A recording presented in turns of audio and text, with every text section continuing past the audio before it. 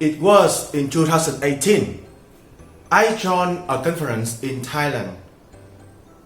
There I met my idol, the 2015 World Champion of Public Speaking, Toastmaster Mohammed Watani. So he shared with us his story when he won that World Champion title. At that time, there was a line of 3,000 people waiting to get his signature for hours. But there was one special lady who did wait for more than an hour just to meet him. But she didn't come to get Thomas Watani's signature. She just came and say thank you to him for his speech. Then she walked away. And that's the story. Thank you for your listening. Hold up. Did you remember anything? I bet you will skip it immediately, right? So the story you have just heard has the most three common faults. First, it has no purpose. Second, it provides you nothing. And the third one, it has nothing to do with you. Like you and the story has no connection at all. So those are the most three common mistakes when we tell a story. So how to draft an unforgettable story? In this video, I will tell you how. Wanna hear it? Let's go!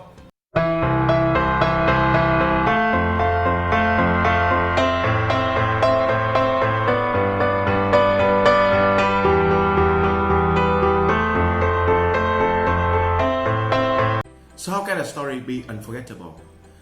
My friends, it must have these two characteristics. First, relatable. Second, useful. Why? Because relatable means that the audience and the story have something in common, and they have the connection with the audience. And when the story you're telling have something in common with the audience, they will be drawn into the story and they feel involved. So how to make a story relatable? There are three ways. First, the situation that you are telling. That may be a situation that the audience used to be in, or they used to face, or they used to experience. Second, you can share about problems that you used to have and the audience used to have as well, or they are currently facing, and that will be even better. But those two things are not as impactful as the last one, which is emotionally connected. Because we are human. We may not have the same situation, we may not have the same problems, but we share the same feeling. We all know what is happiness, sadness, sorrow, pain, and hope, right? We share those same emotions. And when we feel emotionally connected, that is where we can relate. The audience can relate to the story, and then keep that in mind. And useful. Why does a story need to be useful? I used to have a friend. He is a very seasonal speaker. But one thing that he used to tell me is this: he didn't want to exploit the emotion of the audience. He felt bad about it. So I told him, if you don't want to be an emotional rival speaker, give value. Give your audience a message, a valuable one, that they can take home and they can overcome their problems. So your story, your speech is not about yourself, your emotion, your feelings anymore. It's about sharing your problems and how you overcome it. The audience take that lesson and they can roll. And that is what makes a story unforgettable. Be relatable and be useful. So it's a process. Nowadays there are a lot of ways, a lot of process that you can apply to write a speech. I myself have come up with a 5-question process that I use myself, and I use to coach other speakers, and it turned out very effective. That's why I want to share with you. This is not the ultimate tool, it's just a reference for you so that you can know a way to write your speech. So those 5 questions include: first, what is the lesson that I want to deliver to the audience? Relatable. Second, why should the audience learn that lesson? Useful and also relatable. The third question is, when did I learn that lesson and how did I feel back then? Relatable. The fourth question, how did I change after applying that lesson and how did I feel? Last but not least, what is the one thing that the audience can do immediately to apply that lesson and change? So you can see that in that process, the relatable characteristic appear in all 5 steps. Why? Because no matter how useful your advice is, or your story is, or your solution is, people will not follow. That is our natural instinct. We will not follow. But then when we feel connected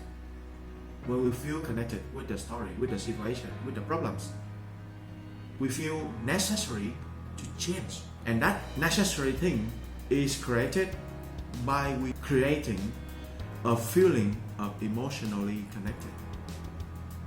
You feel an urge to change. You pass that urge to the audience. That is what makes them want to do, want to apply and change. And that is when your story becomes unforgettable. Because that is not only a story anymore. It's a lesson. Your life is the lesson. That is the way it becomes unforgettable. So that is how you draft an unforgettable story. This is the first part of the storytelling series, and the other 2 will be released soon. One is to deliver the story inside your speech and to make your speech impactful. At the end of this video, you will also see a story which I have applied the 5-question process into it, and hope you enjoy it. And see you in the next video. Welcome you to Here Connect.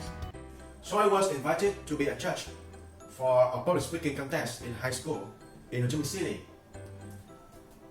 There I was asked a question: what is the true meaning of public speaking? Well, I didn't give them the answer, but I gave them a story.